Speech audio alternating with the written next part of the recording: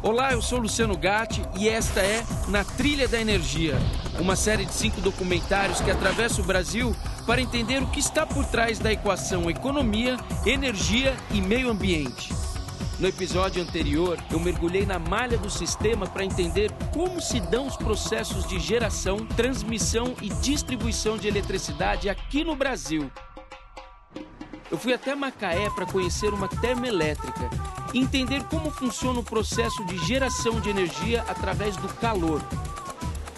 Depois visitei uma rede de transmissão, que leva eletricidade até a rede de distribuição, última etapa até a casa do cliente.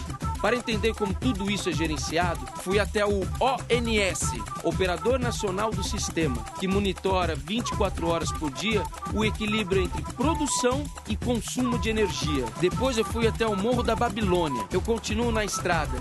Nossa trilha está só começando.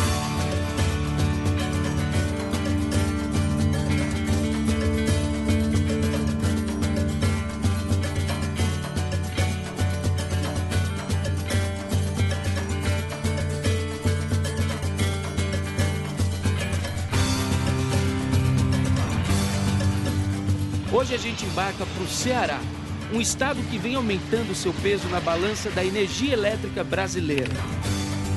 Lá estão concentradas várias iniciativas de geração de eletricidade pelas chamadas fontes complementares de energia.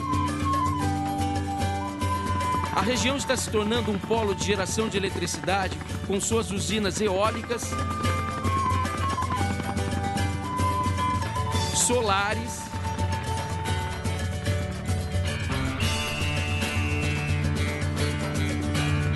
e a construção de 3 termoelétricas.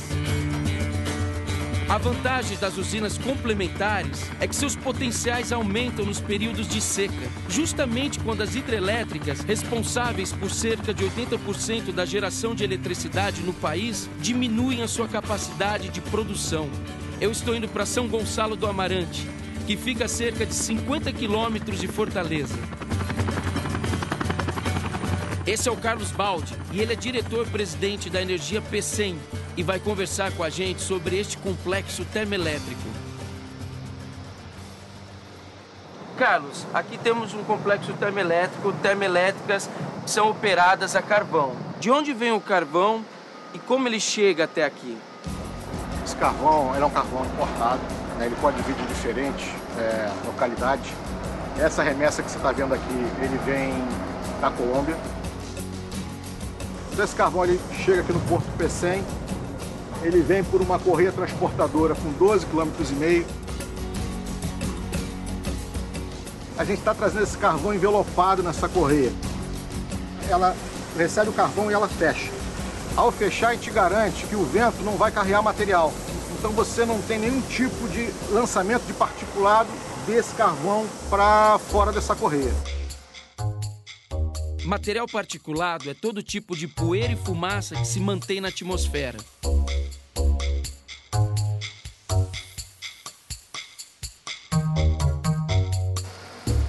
E depois ele é umectado, molhado, para garantir que você não tenha dispersão em função do vento. Quanto menor o tamanho da partícula, mais perigoso a saúde. Por isso, a crescente preocupação das usinas em conter esse material. Qual a necessidade de se construir uma termoelétrica operada a carvão mineral, hoje em dia no Brasil, e um carvão que vem de fora? O passado recente mostra que não dá para você ficar refém de uma única fonte de energia.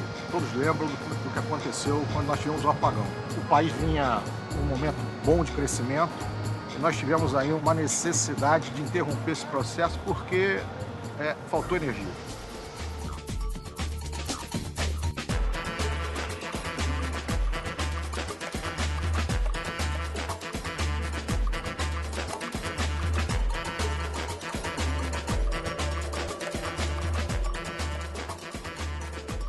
O país hoje ele precisa de alguma coisa em torno de 5.000 megawatts por ano de potência nova.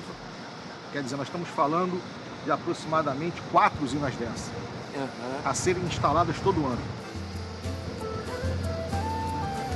A matriz energética, ela tem que ser o mais diversificada possível. Essa complementação não é só hidráulica, não é só elétrica, não é só eólica, não é só solar, não é só gás, não é só térmica a carvão. Na realidade, são projetos que se complementam e, quando necessário, eles estão utilizados em função do momento que o país precisa. E, independente da fonte, os cuidados necessários têm que ser tomados. Eu conversei com o ambientalista Carlos Rittel sobre esse mesmo assunto. Olha só o que ele disse. Na verdade, nós podemos ter uma combinação dessas diferentes fontes. Então, se a gente considerar o que a gente tem de potencial eólico, das usinas já construídas, usinas hidrelétricas já construídas, de geração de energia solar, e o aproveitamento de um recurso que ano a ano a gente tem disponível, que é o bagaço da cana e a palha da cana para a geração de energia elétrica, a gente teria uma combinação que poderia assegurar para o Brasil a disponibilidade, a geração de energia constante, sem riscos de blackout, sem riscos de faltar energia para a população e para a nossa economia. O que precisa é avaliar com cuidado, com cautela, qual que é a disponibilidade das diferentes fontes, o potencial das diferentes fontes e esses potenciais impactos para que a gente, na solução final, a gente aumente a nossa capacidade de gerar energia, diminuindo esses impactos. Então, que rios... A entrevista na íntegra você pode ver no blog do programa. De que maneira uma termoelétrica como essa impacta o meio ambiente? E que cuidados vocês tomam para minimizar esses impactos? Usinas termoelétricas antigas, quando você via uma usina em operação, você via aquela fumaça. Aqui, você não identifica nem que a térmica está operando, porque 99,5% do particulado ele é retido em umas estruturas que a gente chama filtros de manga. Até a cinza que é produzida no processo, depois de filtrada, ela vai para um local apropriado, impermeabilizado, né, todo ele contido, para garantir que essa cinza fique depositada ali. E agora, podemos conhecer então o complexo, claro, dar uma volta? Será um prazer.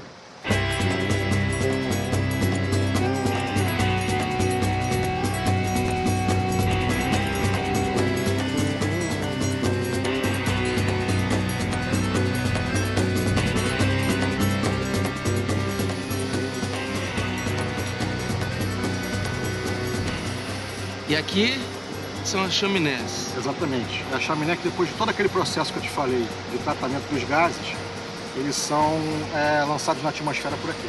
Altas, hein? É. Essa tem 110 metros, a outra tem 150.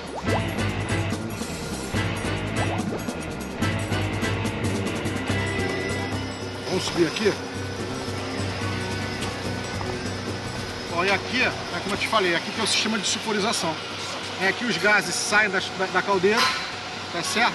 E aqui a gente retém 90% dos óxidos de enxofre. Agora me diz uma coisa, quantas pessoas trabalham nessa obra? Olha, hoje nós estamos com aproximadamente diretos 7.000 funcionários. 7.000 funcionários. Todos brasileiros? Como funciona isso? Isso aqui, na realidade, é o que a gente chama de uma verdadeira Torre de Babel. Carlos Luis Hernández Guerra, Venezuela. Eu sou Leidiane de Tocantins. Diego, Nápoles, Itália. Sou Gilberto, Piauí. Edivan, Curitiba, Paraná. Sou Rodrigues, sou do Maranhão. Portugal. Recife. USA. Piauí. Paraíba. Rio Grande do Sul. Santa Catarina. São Luís do Maranhão, Salvador, Bahia. Itapura, São Paulo. Cidade de México. Fortaleza, Ceará. Espírito Santo, Conceição da Barra, Brasil.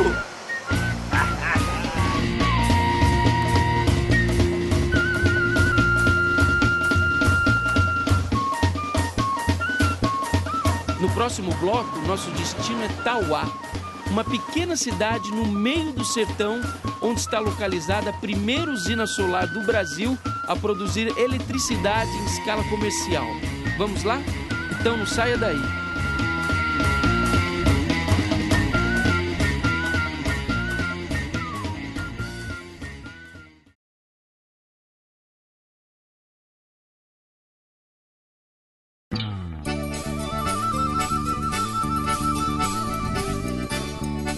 Também no Ceará, a cerca de 500 quilômetros de São Gonçalo do Amarante, uma usina solar está produzindo eletricidade em escala comercial.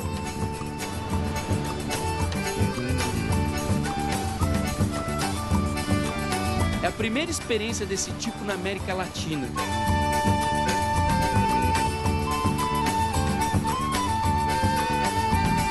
A usina fica na cidade de Tauá, sertão de Inhamuns, semiárido nordestino, um lugar que tem um dos melhores índices solares do Nordeste. Tauá tem uma população de cerca de 55 mil habitantes. Aqui é um ótimo lugar para a implantação de usinas solares, pois é uma das regiões onde menos chove no estado do Ceará.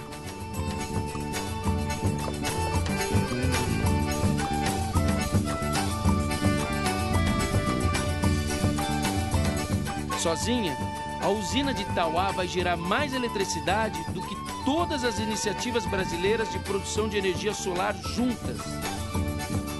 A usina ocupa uma área de 12 mil metros quadrados, o equivalente a 2 campos de futebol, e tem capacidade de geração de 1 megawatt, o suficiente para abastecer 1.500 casas. Assim, através da luz do sol, utiliza a tecnologia como ferramenta para o desenvolvimento sustentável do país. Esse é o Fernando Moura, ele é engenheiro e foi o gerente responsável pela construção da usina solar.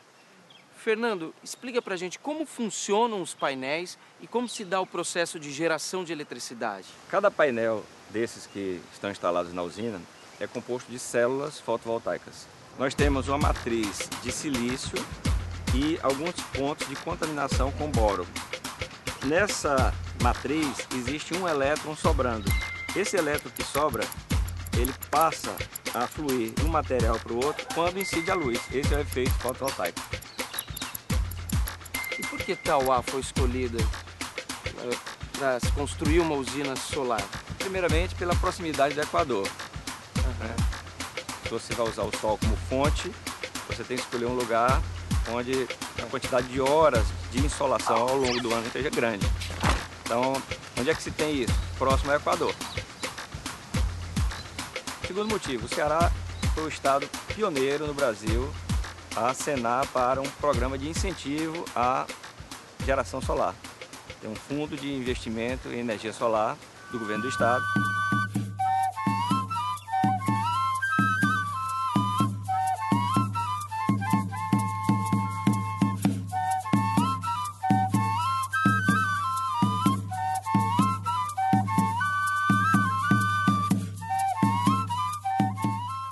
Hoje em dia, o custo da construção de uma usina solar é muito alto e isso faz com que a eletricidade gerada não seja competitiva. Como você vê o cenário para o futuro? Pouca gente talvez saiba que esse efeito fotovoltaico ele foi descoberto por um físico francês em 1839. Nossa! E de 1839 até 1960, quando começou a corrida espacial, não se tinha uma aplicação para esse efeito. Isso era apenas uma curiosidade científica. A corrida espacial trouxe a necessidade de geração de energia num satélite ou numa nave espacial e se lembrou que aquele efeito fotovoltaico podia ser aplicado. Isso explica por que a eficiência das células fotovoltaicas ainda é baixa, porque houve pouco investimento em tecnologia durante mais de um século. A energia solar fotovoltaica, há 10 anos atrás, ela custava o dobro do que custa hoje. E há estudos que mostram que em 2020 a energia por fonte fotovoltaica vai ser competitiva com a eólica. Eu conversei com o Roberto Velutini, do Banco Interamericano de Desenvolvimento, que aliás foi um dos financiadores desse empreendimento. E ele falou um pouco sobre esse tipo de financiamento. Dá só uma olhada. Olha, quando a gente fala de energia renovável, dentro da matriz energética de um país, tem 2 aspectos que são importantes olhar. Um é o custo e outro a escala e a possibilidade de replicar a uma escala maior para atender a demanda geral de um país como o Brasil.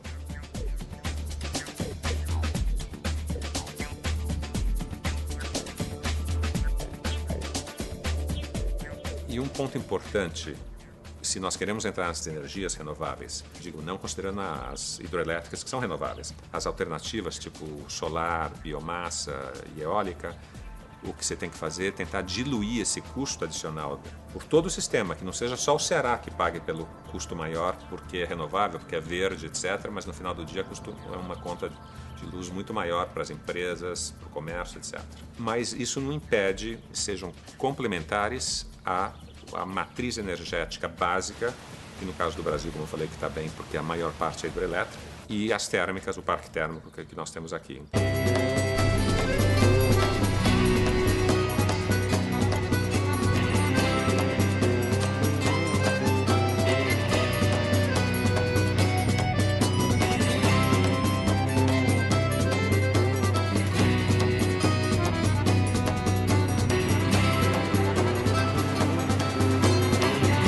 Localizada em uma das mais bonitas regiões do Ceará, uma pacata vila de pescadores se transformou em um polo de geração de energia eólica.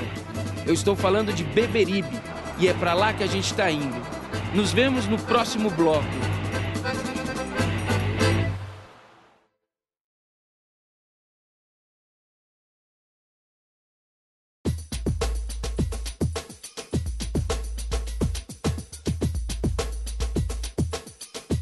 Beberibe fica a cerca de 80 quilômetros de Fortaleza. É uma região de falésias e dunas, onde estão localizados alguns parques eólicos. Esse daqui é o Ricardo e ele vai levar a gente para conhecer um desses parques. Vamos nessa? Só se for agora.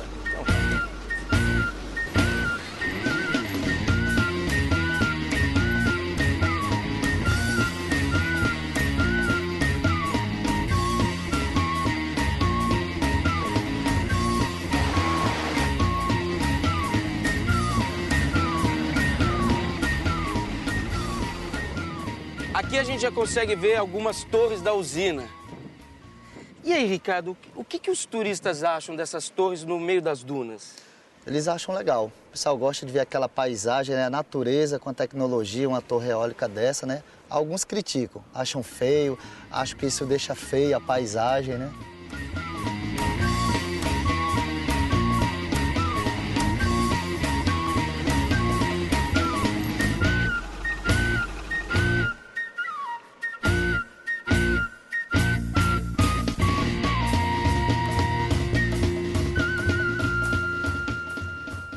Esse é o Márcio Dayan e ele é gerente aqui da usina. Márcio, por que esse local foi escolhido para a construção de uma usina eólica? A implantação do parque eólico depende basicamente de termos ventos fortes e constantes, que é uma característica do litoral nordestino. E é verdade que os ventos aqui do Ceará são considerados os melhores do mundo? Sem dúvida, existe um mapeamento eólico brasileiro que identifica os locais onde você tem essa constância e predominância do vento.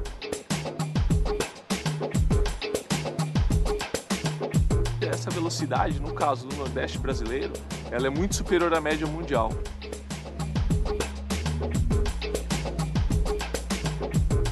Também tem períodos com menos vento? Tem sim. Na verdade, no primeiro semestre do ano, geralmente nós temos os períodos de chuva.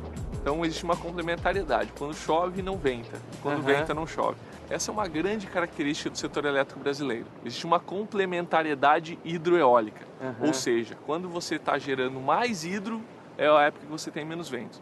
Quando você não tem muita água, porque tem poucas chuvas, é nessa hora que as usinas eólicas entram complementando a energia elétrica que o Brasil precisa. Mesmo com complementariedade hidroeólica, nós precisamos, para ter um sistema seguro, usinas termoelétricas. Então, as usinas térmicas garantem uma que a gente chama de energia firme. Então, quando nós não temos vento suficiente, nem chuva suficiente, as usinas termoelétricas assumem a geração energética, a geração de energia elétrica no Brasil. Por isso que nós temos que ter, além de eólicas, além de hidrelétricas, de fontes renováveis, usinas termoelétricas, a carvão, a gás, a biomassa, para que nós tenhamos um sistema robusto, firme, confiável para manter a geração de energia elétrica no Brasil.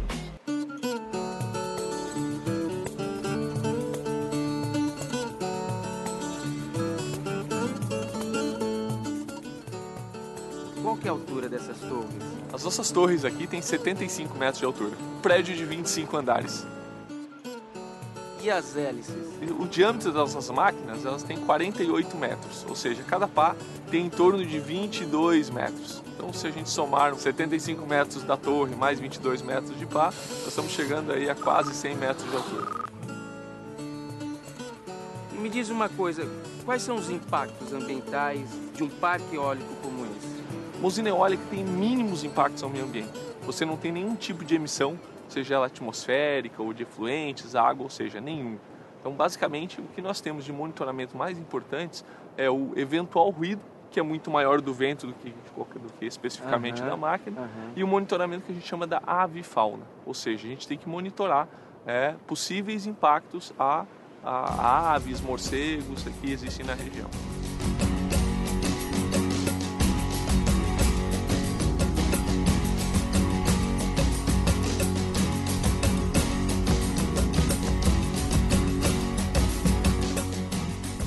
Funciona o processo de geração de eletricidade numa torre dessa? Vamos lá.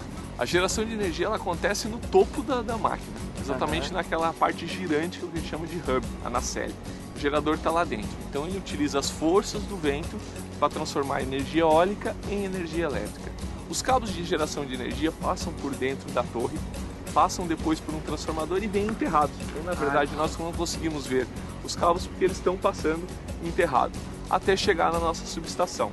Na nossa subestação, eles interligam um circuito único, nós elevamos a tensão e depois sim, nós temos uma linha de transmissão pela qual nós nos conectamos com a distribuidora local.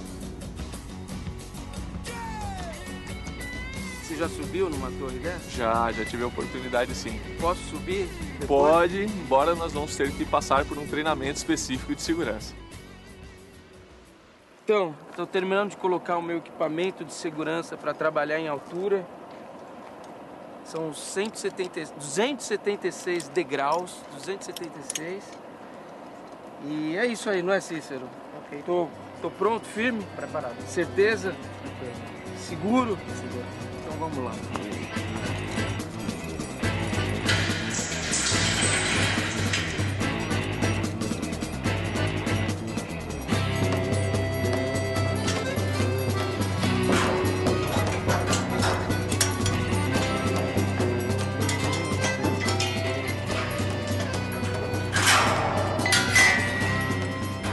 Chegamos finalmente. O oxigênio vai variando, né? Vai. Sem oxigênio. As pernas estão tremendo um pouco, né? Mas é uma aventura, né? Onde estamos agora, Cícero? Agora essa aqui é a nacelle, onde nós temos os quadros de comando, né? Tem a parte aqui do gerador. Lá fora nós temos as pás. Continua a subida. Faz uma coragem desse outro aqui. Nossa, a vista aqui é privilégio, hein? Nossa! Que beleza! Eletrizante! Que beleza! A brisa aqui agora, mais do que merecida.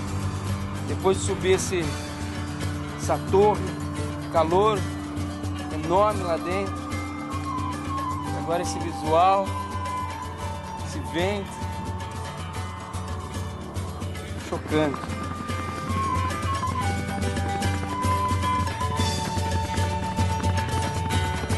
Apesar do seu enorme potencial, hoje as usinas eólicas correspondem a menos de 1% da produção total de energia do Brasil.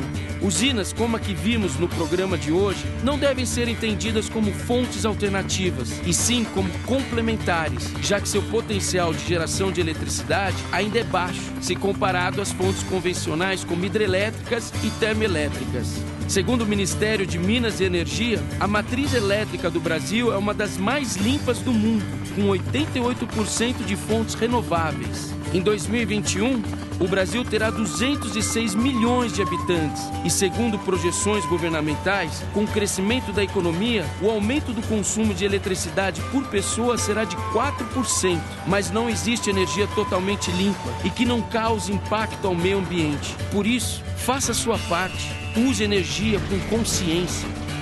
Daqui do Ceará, o programa vai para Rondônia, mais especificamente para o Rio Madeira, onde estão sendo construídas as hidrelétricas de Jirau e Santo Antônio. Lá a gente vai visitar esses empreendimentos, conhecer os seus impactos ambientais e as soluções encontradas para reduzi-los. Que bons ventos nos levem!